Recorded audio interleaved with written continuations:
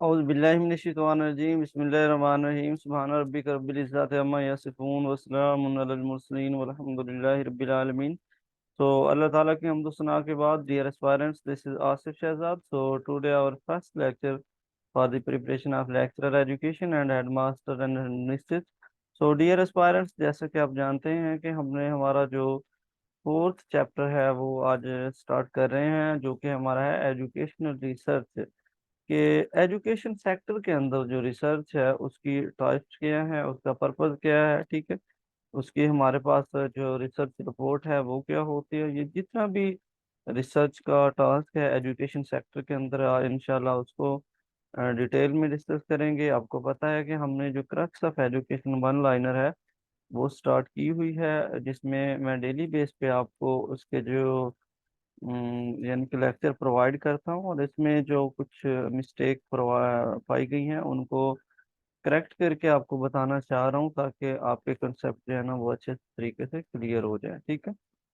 तो सबसे पहले मैं आपको जो है ना रिसर्च के बेसिक जो यानी कि अगर हम देखें तो रिसर्च के कुछ टूल्स हमारे पास हैं। तो अच्छा, मुझे ये बताएं कि हमारे पास रिसर्च के या असेसमेंट के टूल्स कौन कौन से होते हैं।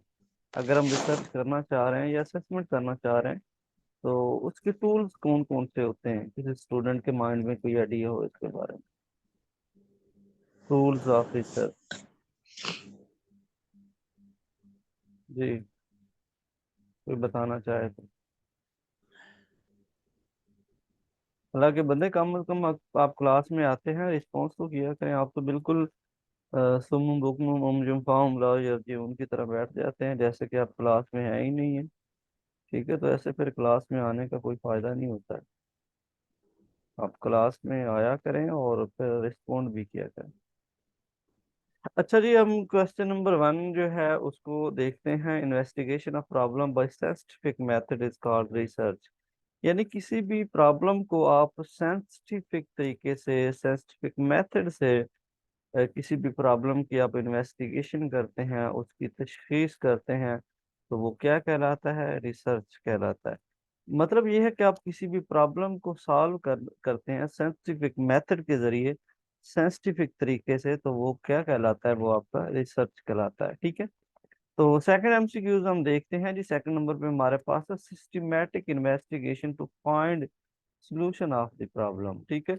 यानी कि सिस्टमैटिक तरीके से आप क्या करते हैं, किसी भी प्रॉब्लम का सलूशन जब फाइंड आउट करते हैं तो वो रिसर्च कहलाता है, ठीक है। थर्ड नंबर पे हमारे पास क्वेश्चन आता है systematic way to find solution of educational problem.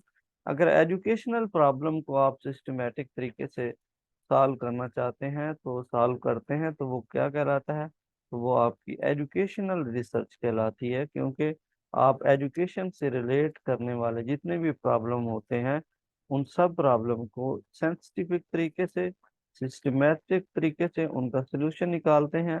तो ये जो रिसर्च होती है ये हमारे पास एजुकेशनल रिसर्च होती है, ठीक है। इसके बाद ये फोर्थ नंबर पे हमारे पास आता है research concerned with the theory development is called basic research. यानी कि अगर हम वो हमारी रिसर्च जो कि हम थ्योरी को कंस्ट्रक्ट करते हुए यूज करते हैं, या थ्योरी को डेवलप करते हुए, या थ्योरी को बनाते हुए हम जो रिसर्च यूज करते हैं, तो वो हमारी बेसिक रिसर्च होती है। क्योंकि बेसिक रिसर्च में आप प्राइमरी डाटा यूज कर रहे होते हैं, आप सिचुएशन को एनालिसिस कर रहे होते हैं, आप ग्राउंड फ्लोर पर जाकर बेसिक इंफॉर्मेशन कलेक्ट कर रहे होते हैं, इसलिए इस रिसर्च को बेसिक रिसर्च कहा गया है, ठीक है। तो इसके बाद ही नेक्स्ट हमारे पास आता है MCQs number 5। Research concerned with the theory testing.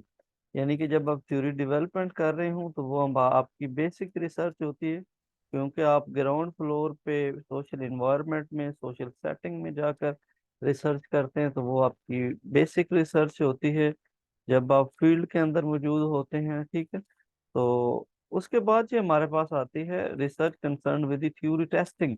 यानी कि जब आप थ्योरी को टेस्ट कर रहे होते हैं, थ्योरी जब डेवलप कर रहे होते हैं, वो आपकी बेसिक रिसर्च होती है। जब थ्योरी आप टेस्ट कर रहे होते हैं तो वो आपकी अप्लाइड रिसर्च होती है। अच्छा, यहाँ पे बहुत ही इंपॉर्टेंट बात आपको बताना चाह रहा हूँ कि जो बेसिक रिसर्च होती है वो आप सोशल सेटिंग में, सोशल इन्वायरमेंट में, सोसाइटी में, नेचुरल सेटिंग में, नेचुरल इन्वायरमेंट में जाकर करते हैं। आप बिल्कुल ग्राउंड फ्लोर पे जाते हैं और उस प्रॉब्लम का सलूशन फाइंड करने के लिए आप बिल्कुल बेसिक नॉलेज, रॉ मटेरियल, जो रॉ इंफॉर्मेशन होती है वो कलेक्ट करते हैं। और जो हमारी अप्लाइड रिसर्च होती है इसमें आप थ्योरी को टेस्ट करते हैं। जो थ्योरी आपने डेवलप की है, जो मफरूज़ा आपने डेवलप किया है, जो हाइपोथेसिस आपने बनाई है, उसको आप टेस्ट करते हैं। आपको पता है कि ये जो टेस्ट होता है ये हमेशा लेबोरेटरी के अंदर किया जाता है। ये लेबोरेटरी के अंदर एक स्पेसिफिक प्लेस होती है जहाँ पे हम थ्योरी की टेस्टिंग करते हैं, हाइपोथेसिस को टेस्ट करते हैं। ठीक है। उसके बाद जी 6 नंबर में हमारे पास एमसीक्यूज आ जाता है। Research concern with the classroom problem is called action research. ठीक है। क्लासरूम के अंदर अगर कोई प्रॉब्लम है तो उसको सोल्यूशन, उसका सोल्यूशन फाइंड आउट करने के लिए हम कौन सी रिसर्च यूज करेंगे? तो ये एक्शन रिसर्च होगी। ठीक है। अच्छा, एक्शन रिसर्च की कोई एग्जांपल दें जरा आप मुझे, क्योंकि आप मोस्टली टीचर हैं, बच्चों को पढ़ाते हैं, तो प्रॉब्लम भी सारी बातें आते होंगे, आपने उनका सोल्यूशन भी निकाला होगा। तो आप जरा बताएं, कोई एग्जांपल दें एक्शन रिसर्च की। जी, बताएं शाबाश। एक्शन रिसर्च की कोई एग्जांपल दें।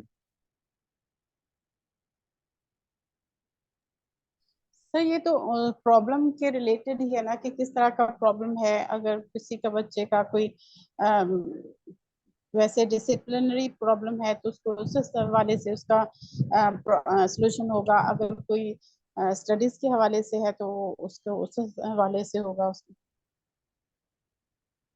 अच्छा, मैंने आपको सबसे पहले डेफिनेशन रिसर्च की बताई है कि रिसर्च ये एक systematic way to find solution of the problem होता है। इसमें आपने प्रॉपर एक प्रोसीजर को फॉलो करके जो है ना वो प्रॉब्लम का सोल्यूशन निकालना होता है। आप देखिए, क्लास के अंदर दो बच्चे जो है ना वो आपस में लड़ पड़ते हैं। ठीक है। आप सबसे पहले क्या करते हैं, उन बच्चों को सेपरेट करवाते हैं, उनको छुड़वाते हैं। ठीक है। तो फिर उसके बाद आप क्या करते हैं कि उनके जो यानी कि जो आपके हेड होते हैं, हेड ऑफ डिपार्टमेंट होते हैं, आप उनको अप्रोच करते हैं, उनको बताते हैं कि बच्चों ने आपस में फाइट की है, ये अभी भी बाज नहीं आ रहे। आप पहले समझाते हैं, अगर वो बाज नहीं आते तो फिर आप हेड टीचर को बताते हैं, फिर आप उनके पेरेंट्स को बताते हैं। ठीक है। फिर उनका एनेक्डोटल जो रिकॉर्ड है उनमें उनका रिकॉर्ड भी रखते हैं कि उनका बिहेवियर भी देखते हैं, वहाँ पे उनको नोट भी करते हैं, ताकि जब भी आप इनको सर्टिफाई करें तो वहाँ पे इनका बिहेवियर जो है आपने लिखा हो और उसके अकॉर्डिंग आप कैरेक्टर सर्टिफिकेट जो है ना वो स्टूडेंट्स को दे सकें। ठीक है। तो ये एक प्रॉपर प्रोसीजर है। ठीक है। तो इसमें ये एक्शन रिसर्च में ये होता है कि आपने क्लास के अंदर जो प्रॉब्लम आई है उस प्रॉब्लम को सॉल्व करने के लिए आपने उसका सोल्यूशन फाइंड किया। फॉर एग्जांपल, बच्चे जो है ना वो शोर करते हैं तो आप क्लास में 1 सेकंड के लिए चुप कर जाएं तो बच्चों को पता चल जाता है कि टीचर जो है उसका फोकस हमारी तरफ है, टीचर को प्रॉब्लम हो रही है हमारे शोर करने से। फिर बच्चे जो है ना चुप कर जाते हैं, या फिर पीछे वाले बच्चे अगर कुछ शरारतें कर रहे हैं या शोर शराबा कर रहे हैं तो आप एक दो बच्चों को खड़ा कर दें या फिर उनको आगे फ्रंट वाले बेंचेस पे बुलाएं। ठीक है। तो इस तरह करके जितने भी आप एक्शन करते हैं तो वो आपके एक्शन रिसर्च में आते हैं। ठीक है। अच्छा, एनेक्डोटल रिकॉर्ड बताएं, ये क्या होता है? मैंने आपको एक टर्म बताई है, एनेक्डोटल रिकॉर्ड। जी, ये क्या होता है? बताएं प्लीज।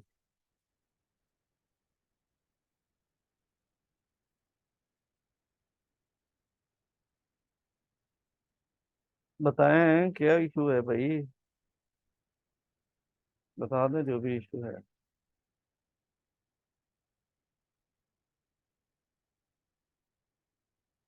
सर नहीं पता सर। अच्छा, और कोई बताए जी? ये इतना मुश्किल नहीं है कि आप बता नहीं सकते। बताएं प्लीज। सर रिकॉर्ड तो सारी बात है, ये काम तो करते ही होंगे, लेकिन इस वर्ड का नहीं पता। ये नहीं, ये जो एनेक्डोटल रिकॉर्ड होता है इसमें जो स्टूडेंट का जो बिहेवियर होता है वो पूरे साल में आप स्टूडेंट का बिहेवियर जो है उसको रिकॉर्ड करते रहते हैं, देखते रहते हैं। स्टूडेंट अपने जो कुलीग हैं उनके साथ कैसे बिहेव करता है, क्लासमेट के साथ कैसे बिहेव करता है। अगर कोई अग्रेसिव बिहेव करता है तो वो भी आप नोट करते हैं, ठीक है। इसमें बेसिकली ये एक रजिस्टर होता है जिसमें हम स्टूडेंट का जो बिहेवियर होता है उसको पूरे ईयर के लिए हम रिकॉर्ड कर रहे होते हैं। क्योंकि जब आप बच्चों को करेक्टर सर्टिफिकेट देते हैं ना तो उसके ऊपर लिखा होता है बच्चे की परफॉर्मेंस, गुड, एक्सीलेंट, ये जो भी है, ठीक है। तो ये सारी चीजें जो है ना वो एनेक्डोटल रिकॉर्ड से देखी जाती हैं, या फिर जो एकेडमिक रिकॉर्ड होता है उसको भी देखते हैं, और टीचर आपका जो एनेक्डोटल रिकॉर्ड होता है वो जो रजिस्टर होता है उसे भी देखते हैं, ठीक है। चलें जी, नेक्स्ट एमसीक्यूज को हम देख लेते हैं। हमारे पास एमसीक्यूज नंबर 7 आता है। Basic plus applied research plus action plus हमारे पास को रिलेशनल रिसर्च या casual casual and comparative research. ये सारे के सारे हमारे पास रिसर्च बाय पर्पस होते हैं, ठीक है। जैसे मैंने आपको टेस्ट बाय मेथड या टेस्ट बाय पर्पस पढ़ाया था, ऐसे ही हमारे पास रिसर्च बाय मेथड भी हैं और रिसर्च बाय पर्पस भी हैं, ठीक है। तो ये basic research, applied research, action research, correlational research या काजुअल एंड कंपैरेटिव रिसर्च, ये जितनी भी रिसर्च हैं ये हमारी रिसर्च बाई पर्पस हैं। इन रिसर्च को कंडक्ट करने का हमारा कोई पर्पस होता है, कोई मकसद होता है, उसके अकॉर्डिंग हम करते हैं। और उसके बाद हमारे पास रिसर्च बाई मेथड भी हैं। जैसे कि हमारे पास हिस्टोरिकल रिसर्च आ जाता है, एक्सपेरिमेंटल रिसर्च आ जाता है। ये दोनों रिसर्च और भी इसके अंदर आएंगे रिसर्च। तो ये रिसर्च हमारी एक यानी कि रिसर्च बाई मेथड होती है, क्योंकि हिस्टोरिकल रिसर्च जो होती है उसका भी एक प्रॉपर पैटर्न होता है, प्रॉपर उसका मेथड होता है। और एक्सपेरिमेंटल रिसर्च जो होती है उसका भी एक मेथड होता है, ठीक है। तो इसके बाद जी एमसीक्यूज नंबर 8 को देखें। Basic research is also called, basic research को हम क्या कहते हैं, फंडामेंटल रिसर्च भी कहते हैं, और इसको हम प्योर रिसर्च भी कहते हैं, ठीक है। ये तीनों नाम आपको याद होने चाहिए। बेसिक रिसर्च को फंडामेंटल रिसर्च भी कहते हैं और प्योर रिसर्च भी कहते हैं, ठीक है। प्योर का मतलब भी खालिश होता है, फंडामेंटल का मतलब भी बुनियादी होता है, और बेसिक का मतलब भी बुनियादी होता है। क्योंकि इस लेवल पे हमारे पास जितना भी डाटा होता है वो रियल में होता है, वो हमारे पास फर्स्ट हैंड डाटा होता है, प्राइमरी डाटा होता है। क्योंकि हम खुद सिचुएशन को एनालाइज कर रहे होते हैं ग्राउंड रियलिटी पे, हम खुद जाते हैं ग्राउंड फ्लोर पे, हम खुद जाते हैं, सोशल इंटरेक्शन होती है हमारी, हम सोशल इन्वायरमेंट में, सोशल सेटिंग में हम जाते हैं, वहां से खुद डाटा को कलेक्ट करते हैं, ठीक है। उसके बाद ये एमसीक्यू नंबर 9 हमारे पास आ जाता है। Applied research is also called, तो ये जो अप्लाइड रिसर्च है इसको क्या कहा जाता है, क्योंकि अप्लाइड रिसर्च में हम किसी चीज को अप्लाई करते हैं, और इसमें हम क्या करते हैं, ये लेबोरेटरी के अंदर करते हैं। और इस रिसर्च को फील्ड रिसर्च भी कहा जाता है, क्योंकि इसको हम फील्ड के अंदर जो है ना जाकर इसको अप्लाई कर रहे होते हैं। उसके बाद 10 एमसीक्यू देख लेते हैं। Action research is also called classroom research. Action research जो है इसका दूसरा नाम क्या है, क्लासरूम रिसर्च है, क्योंकि ये क्लासरूम के अंदर ही होती है। और फिर क्लासरूम रिसर्च इसको इसी वजह से कहा जाता है। चलो जी, हम नेक्स्ट जो स्लाइड है उस पर मूव करते हैं। हमारे पास आता है 11 MCQs. Research done in laboratory is called basic research. अच्छा, वो रिसर्च जो कि लेबोरेटरी के अंदर जो है ना वो कंडक्ट की जाती है, तो वो कौन सी होती है, वो हमारी बेसिक रिसर्च होती है। अच्छा, बेसिक रिसर्च के और भी नाम आपको मैंने बताए हैं, वो कौन कौन से होते हैं, बताएं जरा प्लीज। सर फंडामेंटल रिसर्च, जी, फंडामेंटल रिसर्च होता है, और pure pure pure research research. होता है, ठीक है। आपने इन चीज़ों को माइंड में रखना है, कोई भी क्वेश्चन आपसे पूछा जा सकता है कि प्योर रिसर्च कौन सी होती है या बेसिक रिसर्च को क्या कहते हैं, ठीक है। तो इस तरह करके स्टेटमेंट चेंज करके आपसे क्वेश्चन पूछ सकता है, ठीक है। तो उसके बाद जी 12 एमसीक्यूज आ जाता है। Research is done in the field is called applied research. क्योंकि अप्लाइड में आप अप्लाई कर रहे होते हैं नॉलेज को, तो ये हमारी फील्ड रिसर्च होती है। फील्ड रिसर्च को हम अप्लाइड रिसर्च कहते हैं, ठीक है। क्वेश्चन नंबर 13 देख लें। Research done in classroom, classroom के अंदर जो रिसर्च होती है उसको क्या कहते हैं, वो हमारी एक्शन रिसर्च होती है, और एक्शन रिसर्च को हम क्लासरूम रिसर्च भी कहते हैं, ठीक है। उसके बाद जी हमारे पास 14 MCQs आ जाता है। Research focuses on fundamental laws, theories and process. देख लें, ये जो रिसर्च होती है वो फोकस करती है फंडामेंटल लॉज के ऊपर, थ्योरीज के ऊपर, प्रोसेस के ऊपर। तो वो हमारी कौन सी रिसर्च होती है? वो हमारी बेसिक रिसर्च होती है, ठीक है। तो 15 MCQ देख लें। Research concerned with the past event, यानी कि पास्ट के जो जितने भी इवेंट्स हैं उनके बारे में जो डिस्कस करती है रिसर्च, वो कौन सी रिसर्च होती है? वो हमारी हिस्टोरिकल रिसर्च होती है, ठीक है। उसके बाद ये 16 MCQs आ जाता है। Research concerned with the current या प्रेजेंट इवेंट, यानी कि जो करंट सिचुएशन होती है, जो करंट ट्रेंड्स होते हैं, जो करंट इवेंट्स होते हैं, जो प्रेजेंट इवेंट्स होते हैं, उनके बारे में जो रिसर्च बात करती है या कंसर्न करती है, वो हमारी डिस्क्रिप्टिव रिसर्च कहलाती है, ठीक है। उसके बाद जी 17 MCQs आ जाता है। Research concern with the future events is called experimental research, ठीक है। रिसर्च जो फ्यूचर इवेंट्स के साथ, यानी कि अपकमिंग जितने भी इश्यूज हैं या अपकमिंग जितनी भी चेंजिंग्स आएंगी, जो इन्वेंशंस होंगी, ठीक है, उनके बारे में जो रिसर्च बात करती है वो हमारी एक्सपेरिमेंटल रिसर्च होती है, ठीक है। क्योंकि हम आने वाली जो चीज़ें होती हैं उनको प्रूव करने के लिए हम एक्सपेरिमेंट करते हैं, ठीक है, ताकि आने वाले टाइम के लिए हमारे लिए ये चीज़ें सूटेबल हो, ठीक है। अच्छा, पीछे हमने ना हमने रिसर्च बाई पर्पस पढ़ा है। रिसर्च बाई पर्पस की ज़रा टाइप्स आप रिवाइज करके बताएं मुझे। बताएं शाबाश, जल्दी करें, कुछ जो भी याद है वो बताएं आप जी। रिसर्च बाई पर्पस की हमने पढ़ी हैं। एक्शन रिसर्च जी। बेसिक जी sir, research, basic basic basic research sir, action research. Applied research, जी एक्शन जी रिसर्च, जी जी। काजुअल एंड कंपैरेटिव रिसर्च, वो रिलेशनल रिसर्च, ये सारी रिसर्च हमारी रिसर्च बाय पर्पस है, ठीक है। तो अब रिसर्च बाय मेथड हमारे पास आ चुके हैं। 18 MCQs हमारे पास है। तो हिस्टोरिकल रिसर्च, डिस्क्रिप्टिव रिसर्च और एक्सपेरिमेंटल रिसर्च, ये तीनों रिसर्च हमारी क्या है?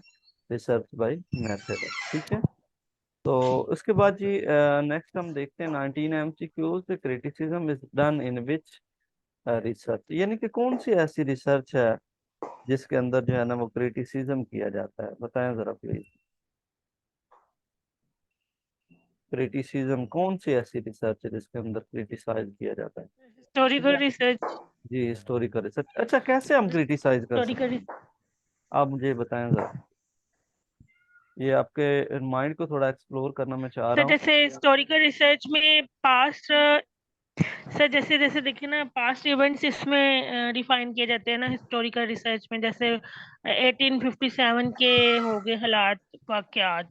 अब जी। हम उसी पे ही पिछले वाकयात को ही हम उसको डिस्कस कर रहे हैं, तो फिर इसको क्रिटिसाइज किया जा रहा है, मतलब। अच्छा सर चलिए अपनी मैं आपको अपना व्यूज देना, अपना एनालिसिस करना उस चीज का कि वेदर इसमें ये होता तो ये ऐसे, यानी एनालिसिस भी और अपने व्यूज भी, ये सारे क्रिटिकल में आएंगे। अच्छा अच्छा चलिए ठीक तो है, मैं भी जैसे आपको इसका थोड़ा सा इलेबोरेट करना चाहता हूँ। मैं मजीद इसके बारे में कुछ ऐड करना चाहता हूँ। तो ये जो क्रिटिसिज्म होता है ना, आप में से किसी स्टूडेंट ने इंग्लिश लिटरेचर किया है? किसी ने किया हो? जी सर, जी सर। अच्छा, चलिए आपने किया है तो चलिए ठीक है। अच्छा, आपने ना एक सब्जेक्ट शायद पढ़ा हो, literary criticism. Yes sir. Literary sir उसमें क्रिटिसिज्म पढ़ा है? अरिस्टोटल, हाँ जी, यस। हाँ जी, अरिस्टोटल की ये एक बुक है, उसका नाम पोएटिक्स है। तो उसी से रिलेट करते लिटरेरी क्रिटिसिज्म भी होता है। इसमें आपने जो प्रीवियस जितनी भी बुक्स लिखी गई हैं उनमें से किसी, फॉर एग्जांपल हम ये जो हैमलेट है शेक्सपियर का ड्रामा, हम ये ले लेते हैं, हम इस पे क्रिटिसिज्म करते हैं, ठीक है।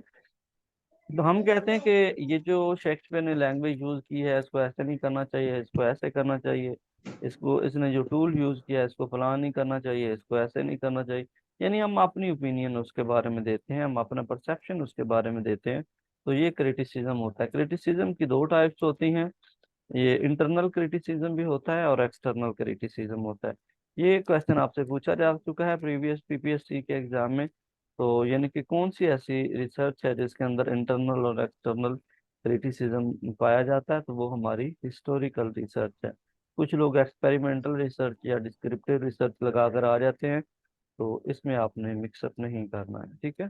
सर मतलब कि जो चीज वहां पे हैपन हुई होती है उस पे अपना क्रिटिसाइज करना, मतलब कि हैमलेट में यही था कि उसने वो जो भी किया, जैसे भी स्टोरी थी, लेकिन इसमें ये पॉइंट था कि वो उसमें डिले था, तो डिले उसके लिए नुकसानदेह हुआ, तो डिले नहीं होना चाहिए था, ये ऐसा कुछ, यानी कि जो भी जिसका भी माइंड है वो उस हिसाब से उसको क्रिटिसाइज करता है। जी बिल्कुल। हर जो इंसान है, अब देखिए ना कि हम उथैलो को इसी एंगल से ले लें, तो वो हालांकि यानी कि अपनी वाइफ को जो है ना वो यानी कि नेगेटिव अपनी मेंटेलिटी की वजह से लोग उसको उकसाते हैं, ठीक है, तो उसको वो यानी कि अपनी वाइफ को मर्डर कर देता है। तो कॉमन सेंस में भी ये बात आती है, हर इंसान इस पे क्रिटिसिज्म कर सकता है कि उसको जो है ना पहले इन्वेस्टिगेशन कर लेनी चाहिए, ठीक है, या उसको अपनी वाइफ पे ट्रस्ट होना चाहिए था। तो अगर उसको ट्रस्ट होता तो वो ये सारी चीज़ें ना करता, ठीक है।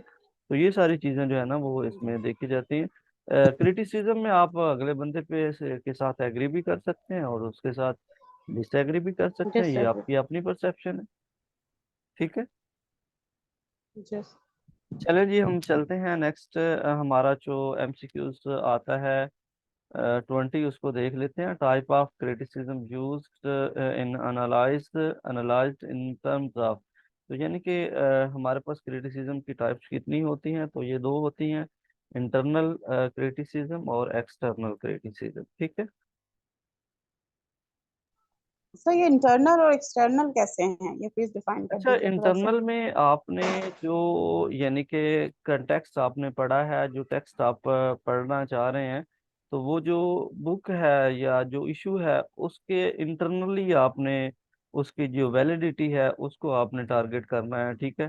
उसको आपने देखना है कि ये जिस सिचुएशन के अकॉर्डिंग ये लिखा गया है, ये नॉवल या जो भी है, ठीक है, तो क्या ये उस जो सिचुएशनल है उसको एनालाइज कर भी रहा है या नहीं कर रहा, ठीक है। तो अगर तो आप जो है ना वो समझते हैं कि इसने जो है ना वो यानी कि वो जो सिचुएशनल है उसमें बाइसनेस का जो है ना वो शिकार हुआ है, किसी के कहने पे इसने स्टेटमेंट लिखी है, ठीक है, कोई पैसे वगैरह लेकर जो है ना वो इसने ये ड्रामा जो है ना वो लिखा है, या फिर ये जो नॉवल है इसको लिखा है, ठीक है। तो ये होता है इंटरनल क्रिटिसिज्म, ठीक है।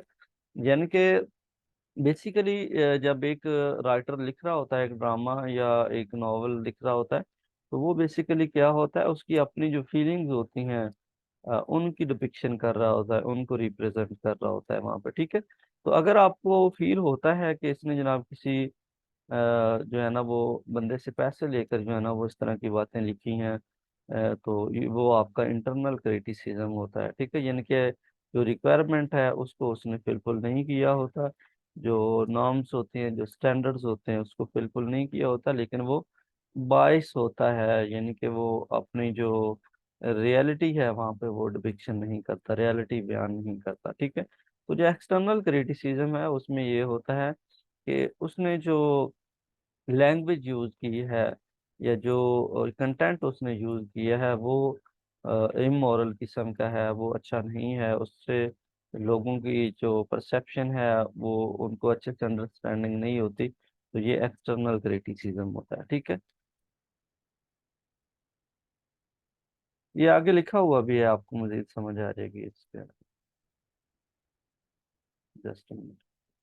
तो in historical research data is analyse in term of criticism. Historical research के अंदर डाटा को एनालाइज किया जाता है, यानी कि क्रिटिसिज्म उसमें किया जाता है। 22 MCQ देख लेते हैं। Criticism which checks the validity of data is called external या बाइसनेस डाटा। यानी कि ये जो टेक्स्ट होता है उसकी क्या करती है, वैलिडिटी को चेक करता है कि आया कि ये टेक्स्ट जो है ना वो वैलिड है या नहीं है, ठीक है, इसमें कितनी वैलिडिटी है।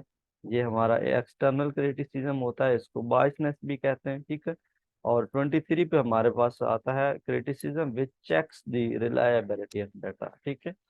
यानी कि इससे पहले जितने भी लोगों ने इसके ऊपर काम किया है, अगर ये उसके अकॉर्डिंग है, उसके जो स्टैंडर्ड्स हैं, उसके जो नॉर्म्स हैं, उसके जो ट्रेडिशन है, उनको फुलफिल कर रहा है, तो ये हमारा क्या है, इंटरनल क्रिटिसिज्म। ठीक है, अब पॉइंट आई थिंक क्लियर हो गया होगा आपका।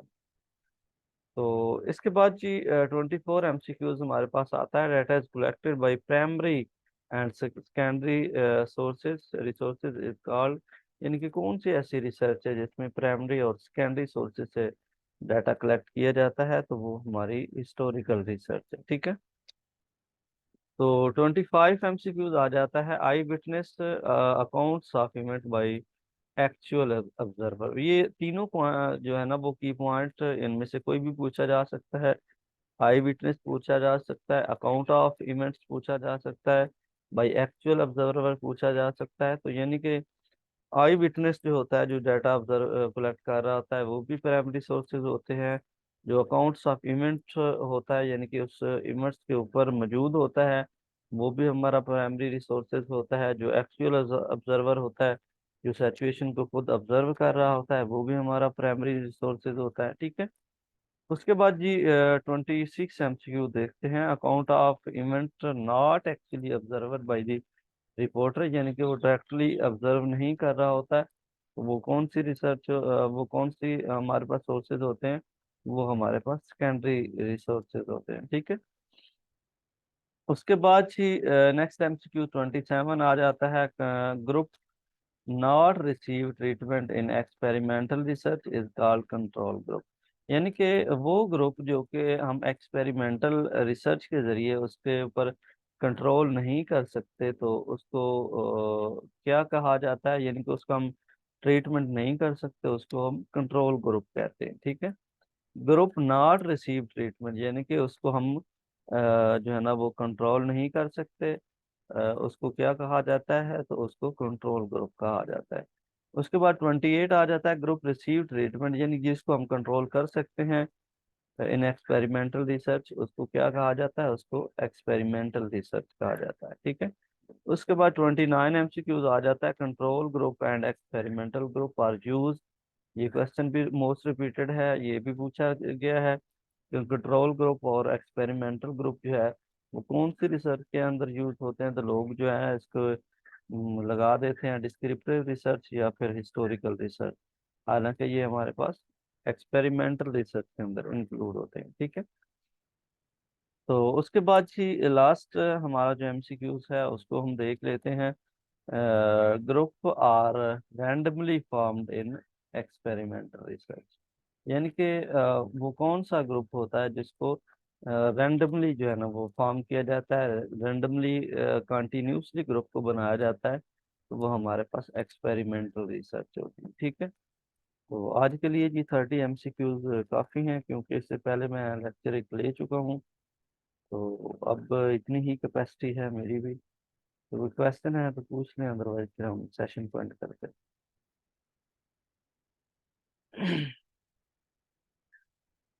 चलें जी, ठीक है, अगर क्वेश्चन नहीं है तो हम सेशन को एंड करते हैं। अपना ख्याल रखें आप। अल्लाह हाफिज़, फी अमान अल्लाह।